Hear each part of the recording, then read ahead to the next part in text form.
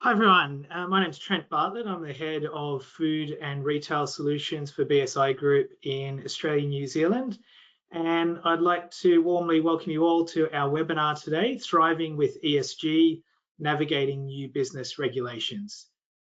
First, in the spirit of reconciliation, BSI Group acknowledges the traditional custodians of country throughout Australia and their connections to land, sea and community. We pay our respect to the elders past and present and extend that respect to all Aboriginal and Torres Strait Islander peoples today. Today we've got the webinar set up in listen only mode, so you'll all be on mute. However, you'll see in your GoToWebinar control panel that there's a question box, and you're welcome to enter any comments or questions into that box. That will be received by the team here in the office. We'll endeavour to get to any of the questions at the end of today's presentations, but any that we don't get to, we'll follow up after the webinar and post the question and the responses through to the audience today. We also encourage you to participate in the polls that we'll be running throughout the session. This will give us a sense of where everyone's at in their ESG journey and help us tailor the content accordingly. And finally, despite our best efforts, there can sometimes be some technical glitches. We've got a team here in the office working behind the scenes to ensure that should any of those happen, they'll be resolved as quickly as possible. Today, we're very fortunate to have two knowledgeable speakers in the area of ESG, and that is Shami Singh and Lewis Filati. So Shami has a background in metallurgical engineering and over 23 years of experience with BSI in governance, social compliance audits and training across various global markets. Her work focuses on understanding and addressing challenges workers face, especially in the areas of human rights, environment, health and safety. Lewis brings over 18 years experience in sustainability, ESG and climate change, with experience leading programs across industries like waste management, oil and gas and renewables. His work at BSI supports ESG compliance in Australia and New Zealand, helping organisations prepare for a low carbon economy.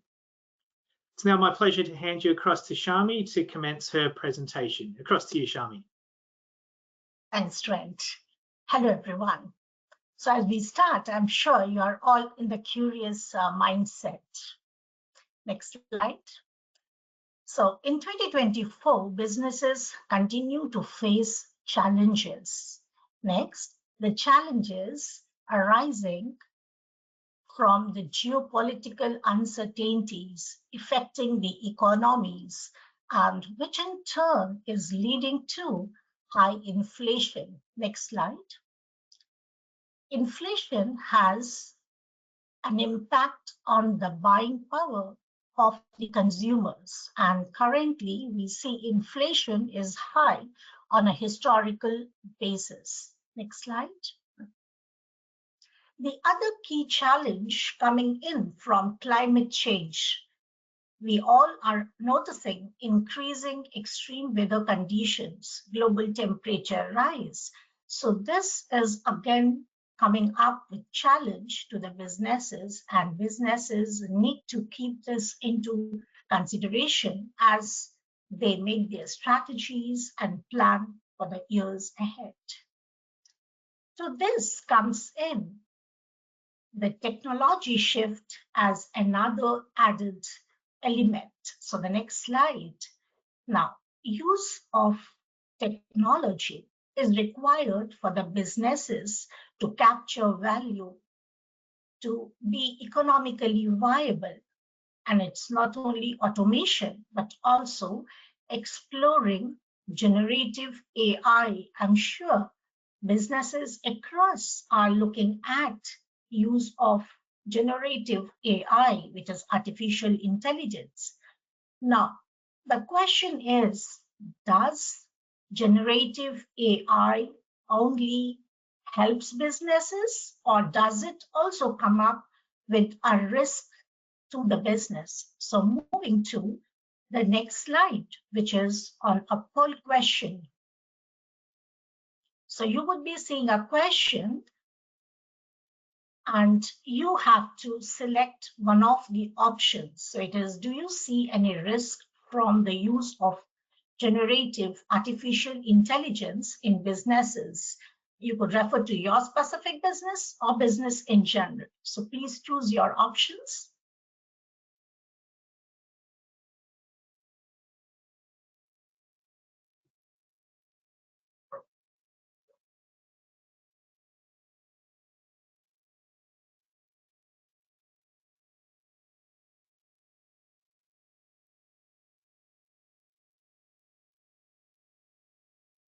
Have we all put in our selections?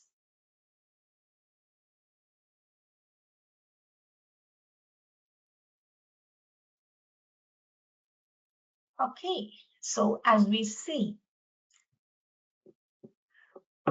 we have the maximum inputs on privacy and data security concerns come in. The next is over-reliance on AI, reducing human oversight as 25%, ethical concern as 17%, lack of transparency in 8%. Okay, so globally, what is noted is that though, yes, businesses are helped and there is increasing use of generative artificial intelligence, but it is also adding to a fear factor in the mindset of people associated with the business. They are putting in doubts as to, is my job at risk? So this is an additional element, and businesses do need to keep that factor of the people engaged with into consideration. We'll dwell more on that. So in this complex business scenario, with the challenges with the shift happening towards technology, the key drivers for change are increasing consumer awareness. Gen Z is so much updated on what's happening across. They are equipped with media inputs coming in through various social medias, and they really want and are ready to spend to buy products from businesses which are responsible. Also, the legal authorities, as we look around, are increasingly acting on legislation which focus on businesses being more responsible. Yeah, because the ones which are working with responsibility towards the planet, towards people, thrive and succeed and would be more resilient. Next. So, no, the previous slide, sorry. So the consumer's expectation is to work with trusted brands. So the brands which are able to provide sustainable products. Now, when we say sustainable products, means brands which are able to demonstrate genuine commitment to human rights of the people working for them and the stakeholders which are associated through the business value chain. So two elements focus on human rights and environment. And this is not just at the organization we talk about, from whom we buy immediately the services or the products, but the expectation is to have it throughout the value chain. So with this, it's important that businesses identify their stakeholders, especially the supply chain. Next slide, please. So investors, lawmakers, and consumers expect a business know-how and where the products are made. Yeah, so if we talk of a retailer, say Costco, businesses are not just keyed into how is Costco taking care of environment and its people in its scope, but They are also interested from where does this brand buy in, bring in the products, display it on the shelves. How well are these various suppliers to the retailers addressing their risks related to human rights of the people associated and the environment? Further, it's expected, or rather it's required, that the businesses meet the applicable regulations. And again, when I say business, it's in the entire business value chain, including the supply chain. Investors want to understand the potential environmental and social risks related to the investment prospect.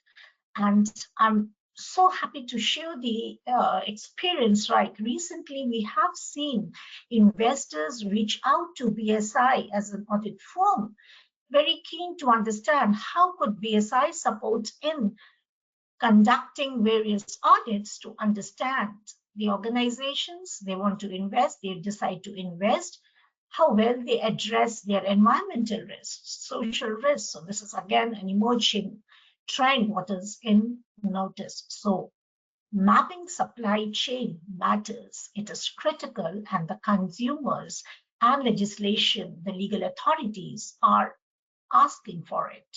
The next slide, please.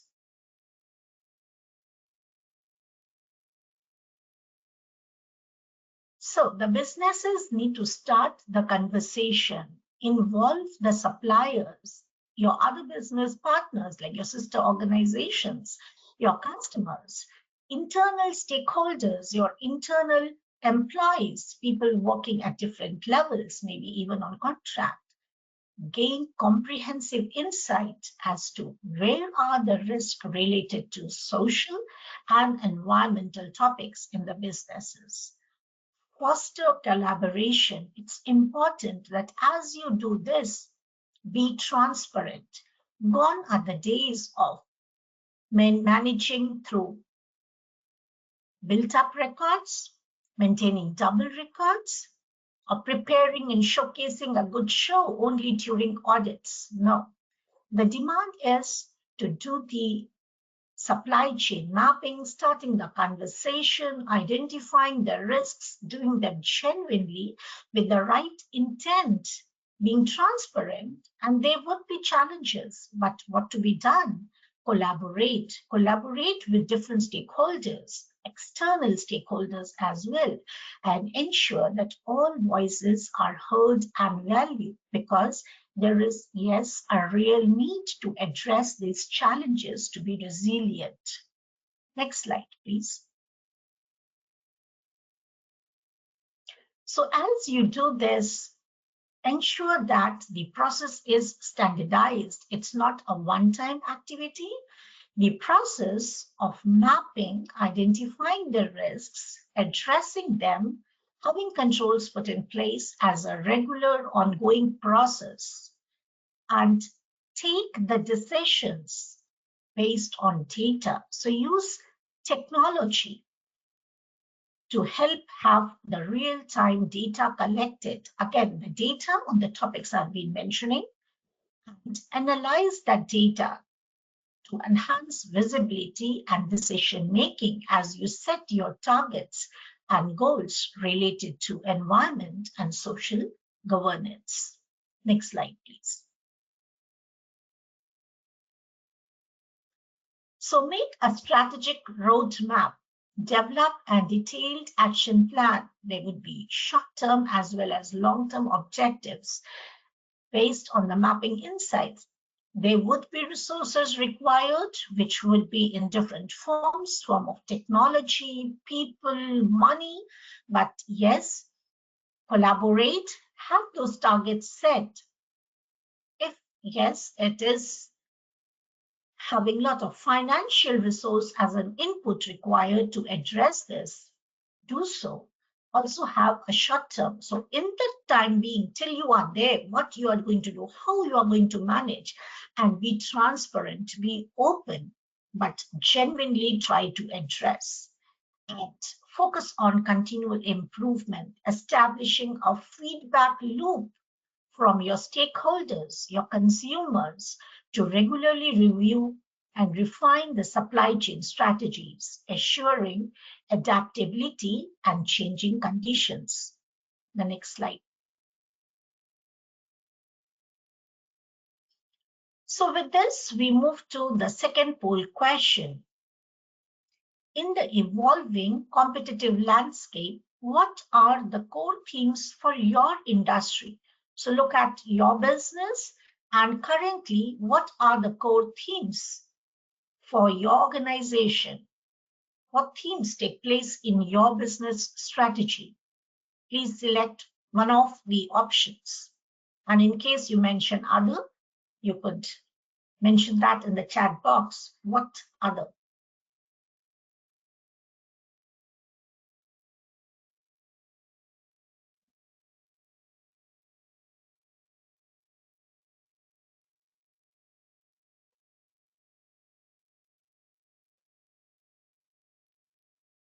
I think we can have a look at the answers.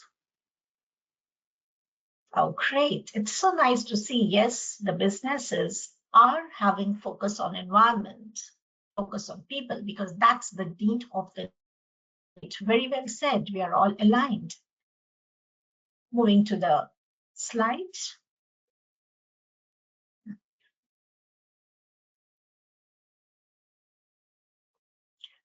So governments around the world are using legislation to drive responsible business practice and positive impacts with focus on people and planet. It's essential that businesses know which laws apply to their business.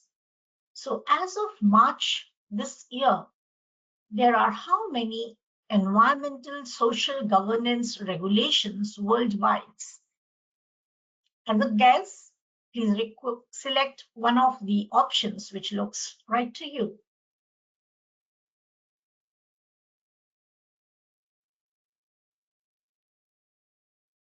I think we can look at the answers. People have all put in.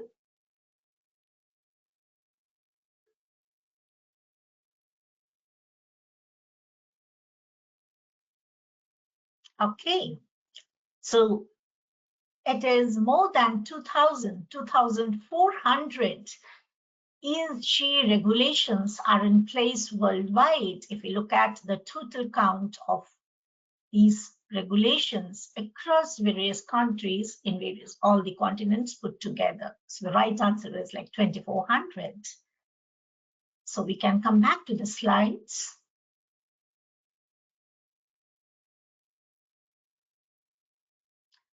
So some of the key ESG regulations, if we look at the European Union region and the states, the legislation includes CSDDD, which is Corporate Sustainability Due Diligence Directive, being talked about so much across different forums, across different working groups working on this topic. The European Union Deforestation Act, the Forced Labor Ban, Corporate Sustainability Reporting Directive, the German Supply Chain Act, UK Modern Slavery Act, and the Norway Transparency Act. So few key ESG regulations which we see in Europe. Moving to the next slide. Now, some more insight into the CSDDD. Who does this apply to? For the companies within the European Union, so the ones with more than 1,000 employees and which generate a turnover greater than 450 million euros worldwide through the global business. And if the company is outside European Union, so the businesses which generate a turnover greater than 450 million euros in the European Union each year. So these are the companies which come under the scope. So even if you're not within Europe, you may be having this regulation applicable depending upon the turnover. And what does this mean? The directive outlines the responsibility for the businesses regarding the social and environmental impact from their own operations, from their subsidiaries and the supply chain. Yeah, so it's talking of the entire business value chain. It sets out companies' responsibility to identify risks related to environment and social and prevent adverse impacts of these risks in their supply chain, their own operations, communicate the progress on a regular basis, and provide as appropriate. The next slide. And again, as per this regulation, companies will be legally responsible for respecting workers' rights. So when we say social, what does it mean? Identify those risks, control them, and in that process, ensure you respect workers' rights, tackling through some various issues, again, depending upon the nature of industry, the nature or where geographically it is located. Some example could be, yes, it could be the risk of having child labor in your business value chain, maybe having forced labor or having cases of discrimination, but there could be many more. Companies of a certain size will also have to adopt and plan and ensure that their business strategy is compatible with limiting global warming to 1.5 degrees Celsius in line with the Paris Agreement. So again, an environmental focus.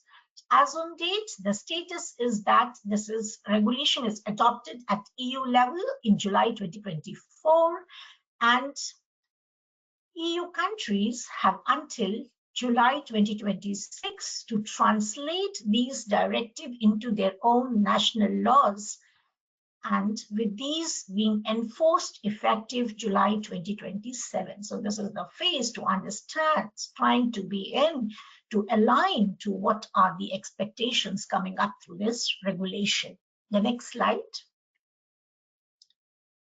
Another very commonly heard of and discussed regulation is the EU forced labor ban. So it applies to all products, sectors, and businesses in the European Union.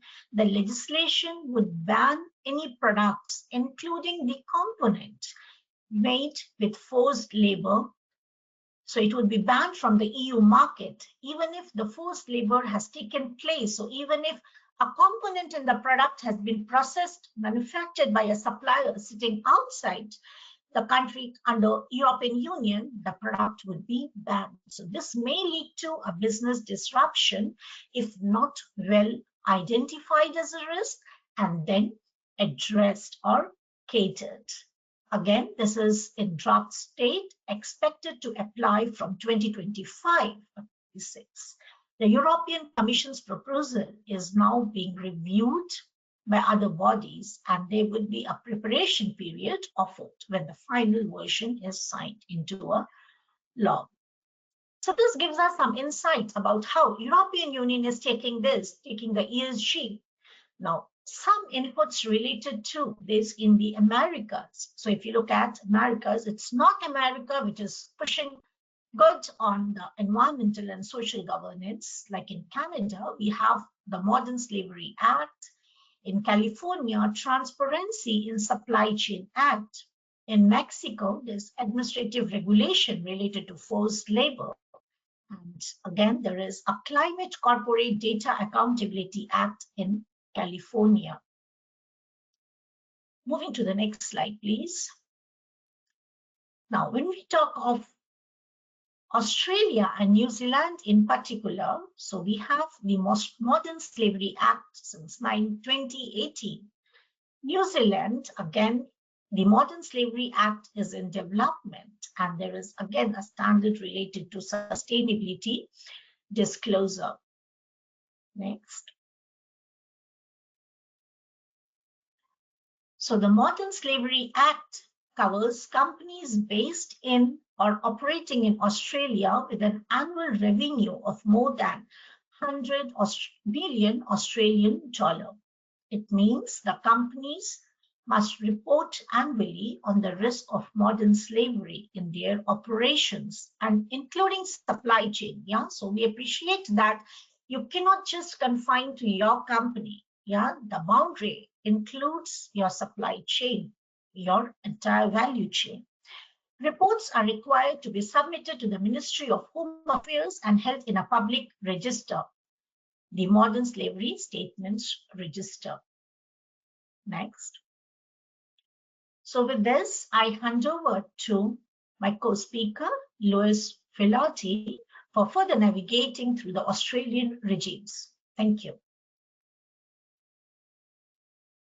Thank you very much, Shami. I hope everyone can hear me okay. Yes, excellent, thank you. Really appreciate your explanation about the overall regulatory regimes that occur in other parts of the world. So I'll try to confine them in the Australian context. And for that, but before doing so, I'd like to acknowledge the Kondamuka people, which are who are the traditional custodians of the land, winds and waters where I stand today, and I pay my respects to their elders, past, present, and emerging. So as I briefly mentioned, this slide attempts to disclose all Australian pertinent climate change and sustainability ESG regimes in one page. It's a very bold attempt, but I would like to spend some time discussing these with you and also going through the major elements and the major regimes that exist that companies need to be compliant with. So on the left side of the slide, we can see from a governance perspective, environmental and social, which are the key elements seen from investors' standpoint. So theoretically, if you are an organization that wants to borrow capital from finance institutions look into those elements which are shown, for instance, on the environmental box: climate change, decarbonization plan. What is your decarbonization plan? They would also look into your scope 1, 2, and 3 greenhouse gases emissions and other numerous aspects that can be material to your organization or not, such as circular economy, life cycle assessment, water footprint or water consumption, water optimization, and then scrolling down to the social elements such as modern slavery, as Shami was explaining before, human rights, land access, cultural heritage, and so forth. I won't go through all of them, but particularly looking into those that may be material to most of the audience and participants today. So on that left side of the slide, we see how investors look at operations. So they rate them against their criteria, and they even look into rating agencies, which is where we got those elements extracted from. So the boxes ESG there, they are from a source which is called MSCI. MSCI is one of the largest rating agencies in the world, and they look into those risks, those financial risks. They are one of the, let's say, parameters for looking into which risks are being addressed by organizations before banks and financial institutions, what they lend money, they lend capital. On the middle of the slide, we see how to address those risks. So the first item to look into is what of these risks will oblige me to become compliant against the regulatory regimes that exist in Australia. So on the left side, we've got the risks. In the middle is how we address those risks, looking into compliance, which strategy that we will be aligning and developing towards addressing those risks. How are we going to monitor those risks, report on them, and are we looking into independently verify those risks? So this core of the slide will mitigate those risks, and then on the right side of the slide, it'll help the actions that you are taking towards mitigating those risks to attend the compliance regimes that you'll be aligning yourself, you align your organization to become fully compliant. So first, for instance, the Climate Change Act 2022, from an Australian standpoint, is a national obligation that Australia must comply with the Paris Agreement on reducing our own emissions by to a level that will reach not over 1.5 degrees Celsius. And we've got under that safeguard mechanism reforms that you probably have heard of, which eligible organizations and facilities specifically must reduce their emissions in 5% year over year. And the calculation method for understanding what is the greenhouse gas emissions from those safeguard mechanism is calculated under the National Greenhouse and Energy Reporting Act, which is the NGER Act, and so forth. And there are ways of reducing those emissions through carbon credits, carbon abatements, carbon offsets, numerous activities that can be endorsed and that it can be acknowledged from a standardization perspective and auditing perspective, so the actual emission reductions are reliable. We can also see that there are ISO standards that would be could be used to allocate those emission reductions from a comprehensive and transparent and relevant standpoint in a systemic manner, so you can manage those data, you can manage those actions, you can manage those projects from a systemic perspective. CBAM, it links to, I'm not sure if Shami had covered this one, but it's a specific one on taxation. Companies who are exposed to exports in certain industries, such as aluminum, cement, fertilizers, they must report their greenhouse gas emissions if they want to export into Europe.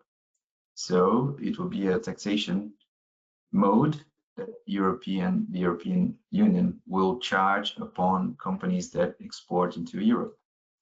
In Australia, we also are seeing some customers that are being affected by the CBAM indirectly. For instance, a Japanese organization, they buy minerals from Australia and they transform the minerals and export into Europe. So the value chain is being affected by that. Numerous others, such as the PBC Act, which is being revised, and it will integrate climate change impacts as well in their new drafted, at least had been included in their drafted version. Water Act, Equator Principles, to name others.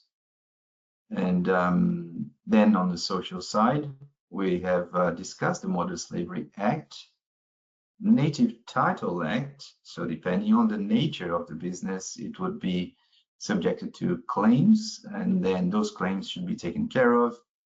Cultural or heritage aspects that should be looked into, and other not mandatory, but sustainable development goals and global reporting initiative, which relates more to a holistic view in terms of social benefits of your actions towards sustainable development, the Human Rights Commissions Act, and so forth.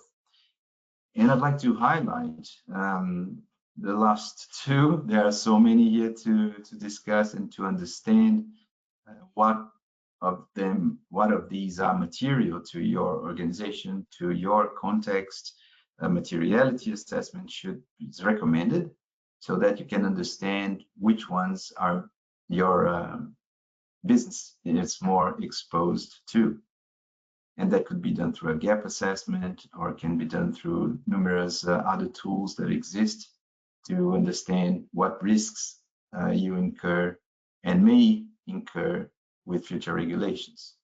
And to finalize, on the governance side, there is a major change in the Corporations Act, which had incorporated, from a climate change perspective, they have incorporated, and sustainability, it has incorporated the Australian Sustainability Standards Board, which is a new standard. It's called AASB S1 and S2. You can see on the blue box on the right, on the governance side, the third bullet point there, just under the Corporations Act.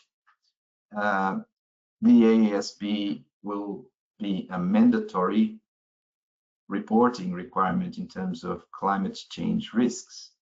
It's mandatory for organizations starting in 1st of January 2025, and the group 1 of organizations are large organizations with more than $500 million revenue to start with, or $1 billion asset values, and they must report their regulation, their greenhouse gases emissions, scope 1, 2, and 3, and also the risks that are material to them that will affect their operations.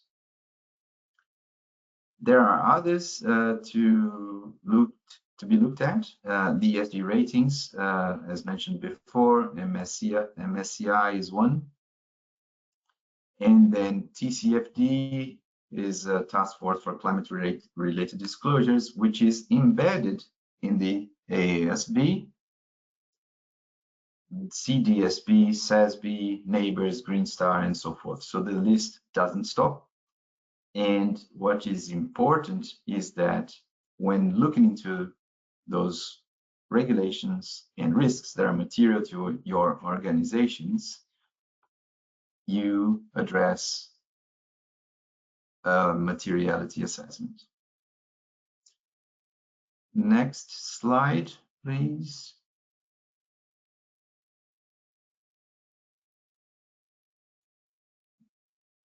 So, if we think about the regulations and regimes that would occur in Australia, which ones do you think it may influence your operations more? The first is the mandatory climate risk disclosure standard, which is mandatory 1st of January 2025, and it may impact the supply chain. Then secondly, we have the AASB S1, which is a voluntary sustainability disclosure. It's voluntary with effect at the same date. The safeguard mechanism, which is in place since early 2023, and that one that imposes emission reduction of 5% emission reduction per year on scope 1 emissions to reach 43% emission reductions by 2030. The NGER, which is the National Greenhouse and Energy Reporting Scheme, that companies are obliged to issue their reports with a certain thresholds. If they are over 20,000 tons of CO2e per year, they should report their emissions, scope 1 and scope 2. And other possible upcoming regulations, net zero, carbon neutral, that we see that are being designed in the horizon, and they may come into effect. So which one of these do you think it's mostly appropriate and that can influence your operations? Let's give some time for the answers. Did we have the results?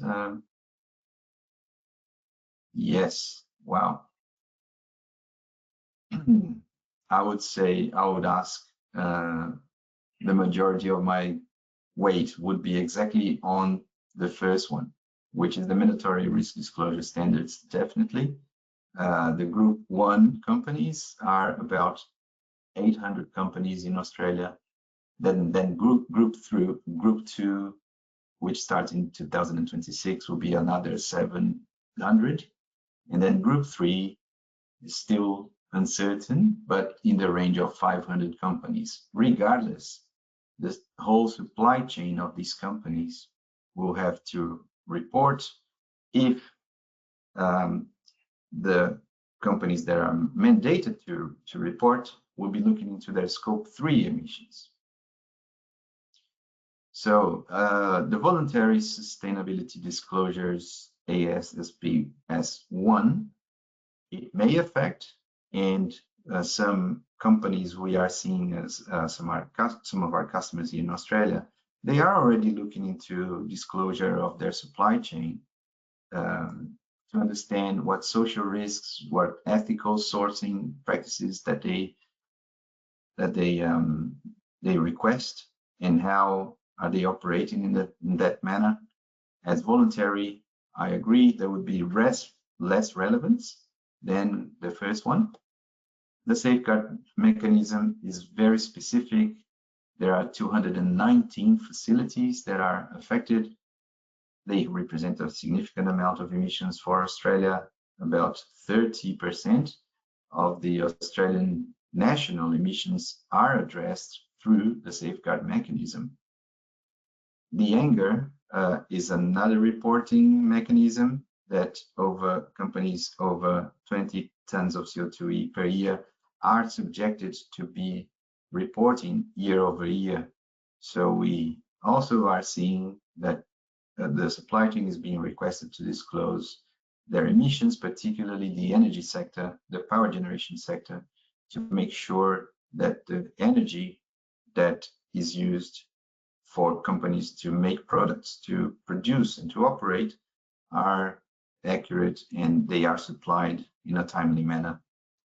And again, we should not disregard the other upcoming regulations and standards, as we have been seeing over the years, for more than 2 decades now, almost, that there's an evolution of standards. There's a lettuce soup that we see all times and new acronyms, but we should remember that when new regulations come, if you have systems in place that address most of the relevant standards and the most of the relevant regulations, you will be required to make minor adjustments when new regulations come up. Thank you very much. That was all from my side. I'm happy to take questions later on, or am available to be reached out to. And with that, I'd like to hand it back to Trent. Thank you very much. Excellent, thanks for that, Lewis, and great slide there, really summarising, I think, the complexity of the local ESG landscape, but also really highlighting that divergence between addressing risks through strategic choices and the ever increasing importance of the compliance requirements as well. So it's a complicated landscape, and that's a great summary. So I'm sure the audience will want to go back and review that slide in a little bit more detail. And thanks to Shami as well for her presentation. Just going back to the start of that, Shami, I think that's a really important point around consumer choices really being shaped not just by price these days, but by the full gamut of ESG considerations. So that's important to consumers. Therefore, it's important to organizations, customers as well. And it's what's driving a lot of this change. Guys, I'll let you still enter some questions into the chat box if you'd like. We see some questions coming through, which is great, and I'll call up a few of those in a moment, but please feel free to enter anything else in the chat box at the moment if you'd like to have that answered. While you're doing that, just a little bit about the BSI story. So BSI, we are the British Standards Institution, and we operate under a royal charter in the UK. And what that means is that we're a not for distributing profit organization. So we do make a profit, but under the Royal Charter were obliged to channel that profit back into those areas of business that were permitted to operate. So that includes things like writing of standards, it includes auditing and certification work, and also includes training, amongst others. So we have a team called the Knowledge Team who write standards, who write guidance documents and other specifications. And one of the documents that they're working on at the moment is a guidance to carbon net zero. So that one's eagerly anticipated. Another previous document that's been written is BS 25700, which is a guide to modern slavery. So just on to the next slide, if I could. A little bit more about that document. So that is written as a guidance document about managing modern slavery risk in your operations and your supply chains. And the purpose is to bridge that gap between that higher level policy and your day-to-day operations. So a guidance on practical implementation. It's been developed with input from expert organizations such as Slave Free Alliance and Survivor Alliance. And the best news is this document is available for a free download. And we'll have, in a couple of slides time, we'll have some more information on where you can get that, that document to download. It's well worth a look, and there's some really great information in there. Just on to the next slide, if we could. And Shami, I might ask you if you wouldn't mind to just take us through this one. Sure, Trent. We have been talking about social under ESG. So social is not just fulfilling the basic labor laws related to the country, but it is a lot more to it. I talked about, the risk again of people in the organization having doubts about their job security, a challenge which could be faced by them in terms of increased use of generative AI. So it's very more important that businesses prioritize their people.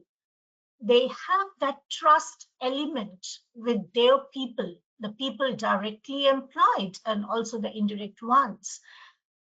So this model launched by BSI helps organizations create a framework which would help unlock their full potential. So it covers through the basic needs, the psychological needs, and the fulfillment needs of the people associated within the organization. Again, a risk-based approach, prioritizing and addressing these. But yes, when an organization looks beyond those basic labor laws, are able to generate and have the trust element in, it definitely does wonders.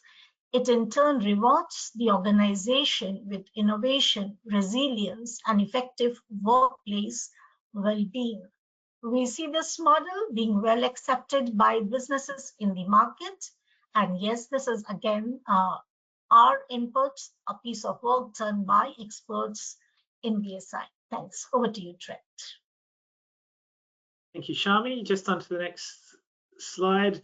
As much as BSI are supporting organizations in their net zero journeys, we have our own journey as well, and we are aiming to be net zero by 2030. And we typically conduct work in over 190 different countries every year. So obviously travel is a big part of what we do, and that is something that we are working through strategy-wise at the moment to work out how we can reduce our carbon footprint given the amount of travel that our team needs to do each year. We've developed a carbon application tool internally that allows us to forecast emissions for our service delivery, and we also publish a sustainability barometer report that checks in on those key metrics. Next slide, please. Okay, and just a quick note, we have globally a really vast team of both auditors and trainers in those key areas of ESG, so environmental management, energy management, social compliance.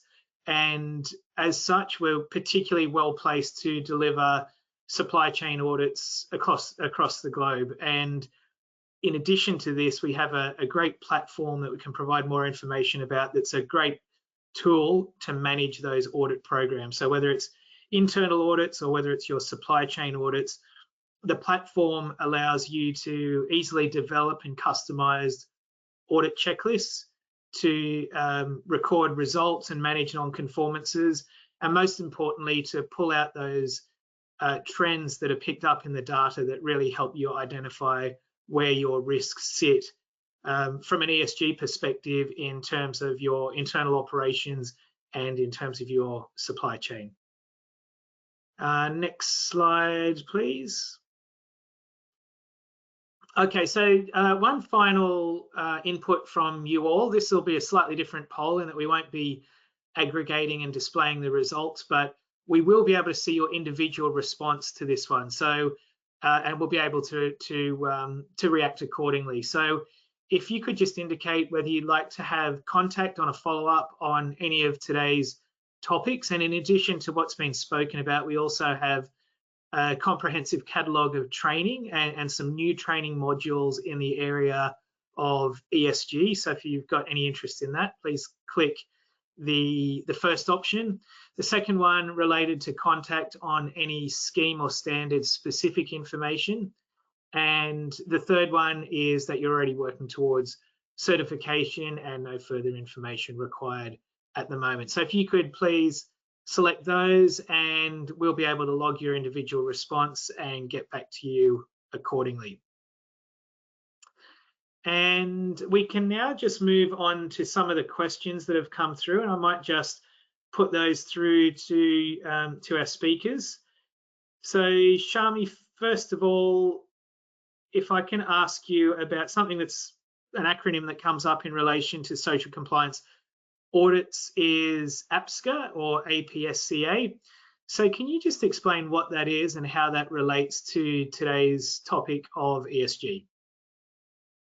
Great question. Thanks, Trent. So APSCA is Association of Professional Social Compliance Auditors. This association registers audit firms which deliver social audits and also registers social auditors. And the intent is to ensure value in return of a social audit to the businesses which go for it. BSI is an APSCA member, and it's noted that increase in businesses, brands, recognition are asked for APSCA. So we keep signing contracts with global brands, and one of the questions is BSI an APSCA member? So yes, BSI is, and being a member sort of is an confirmation that yes, we have a process to manage and ensure our social auditors are competent and will have a value add to the audit delivered. Thanks, Trent. Thanks, Shami. And I think it's also an important point just to quickly note that, you know, we've got dozens of APSCA certified auditors across the globe. So given that represents best practice in social compliance auditing, for even customized supply chain audits, it really is important that you have suitably qualified auditors, which we're very fortunate to have there.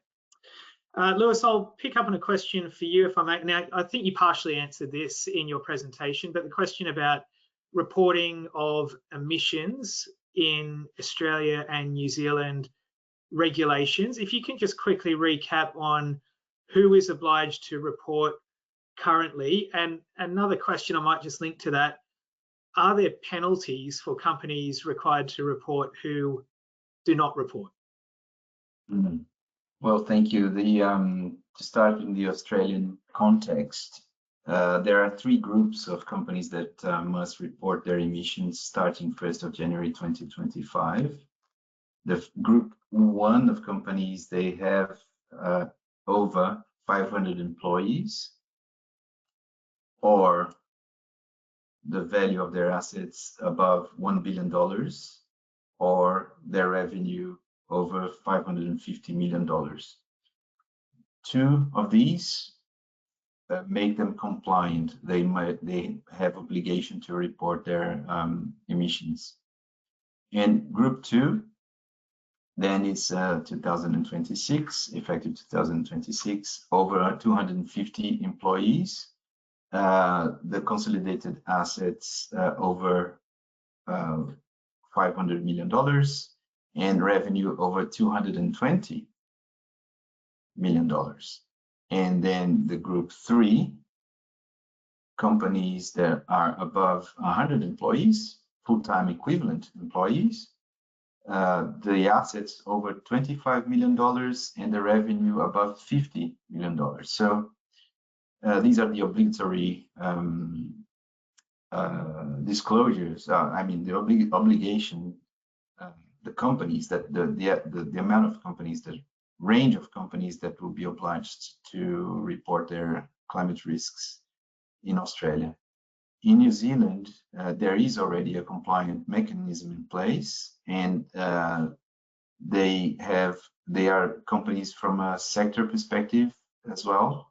And there are about already 200 organizations that are reporting mandatorily on their climate risks effectively last year. So this is the first year that New Zealand is already reporting their emissions. Those range of 200 companies, and that those compliance requirements, they would impact the value chain, we should say, because companies, when they look into scope 3 emissions, which are those greenhouse gas emissions that are out of your control, outside your operational control, they will look into their value chains. So their value chains should be impacted as well. So we are seeing that some companies are being mobilized to report their emissions independently if they will be one of those companies mandatorily needing to report. So hope that answers your question, Trent. It does, and just the question about there's penalties applicable if the reporting occurs. Well, this is a change in the Corporations Act per se, so it would be treated as it is in the financial reports. So if a company misstates or inadvertently even misleads the reader of investment decision-making companies, organizations, or people, investors, they are subjected to penalties and even criminal penalties. Thank you, Lewis. We'll just flick to the next slide. There are a few more questions, but as noted, we'll provide a full Q&A summary in the mail out that we'll do after today's webinar. There's some resources that you may want to follow, and again, just draw your attention to the one on the top right, which is that free download on the guidance to organisational responses to modern slavery. Well worth a look. We've now come to the end of our time for today's webinar, so big thanks to Shami and Lewis for your presentations today and sharing your experience with us, and a big thanks to the audience as well for taking the time to join us today. As we mentioned, today's session's been recorded and we'll send that out to you along with some supplementary information. If there's anything else you need, please just see the email address on the bottom left of your screen at the moment, and feel free to reach out if there's anything else that you require. Thank you all once again, and hope to see you on another one of our webinars very soon. Thanks, and have a great remainder to your day ahead.